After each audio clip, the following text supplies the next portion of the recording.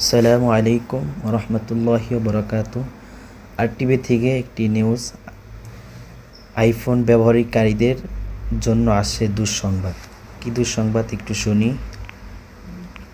17 pro max আগামী মাসে launch করবেন, তার একটি দুঃসংবাদ জানালেন আরটিভি, সেটা আজকে পড়ে শোনাব। টেক জায়ান্ট অ্যাপেল তাদের আসন্ন আইফোন 17 প্রো ম্যাক্স মডেলের দাম বাড়ানোর পরিকল্পনা করেছেন। ফাঁস হওয়া তথ্য অনুযায়ী নতুন মডেলের দাম বর্তমানের তুলনায় $50 বেশি হয়ে দাঁড়াতে পারে। কত? $1049। তবে গ্রাহকদের আকৃষ্ট করতে আপেল বেস স্টোরেজ দ্বিগুণ করে দিচ্ছে। হঠাৎ এবার আর 128 জিবি নয়, বরং 256 জিবি স্টোরেজ দিয়েই শুরু হবে নতুন আইফোন 17 প্রো। ফলে যারা বেস মডেল কিনবেন তারাই বাড়তি স্টোরেজ সুবিধা পাবেন। চীনা সোশ্যাল মিডিয়া অ্যাপেল সংক্রান্ত তথ্য ফাঁসকারী ইনস্টাটেন ডিজিটাল দাবি করেছেন যুক্তরাষ্ট্রের 300% ট্যারিফ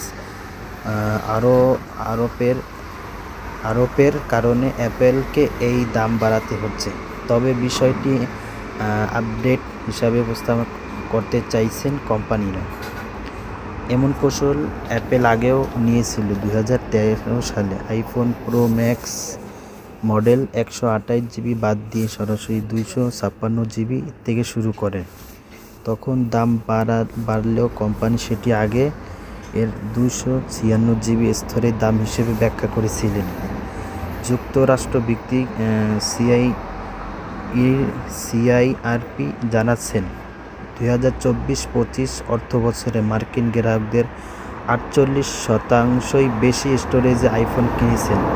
ফলে যারা এমনিতেই বেশি স্টোরেজ নেন তাদের জন্য মোট খরচ অপরিবর্তিত থাকবে, বরং যারা বেস মডেল কিনবেন তারাই অতিরিক্ত স্টোর সুবিধা পাবেন।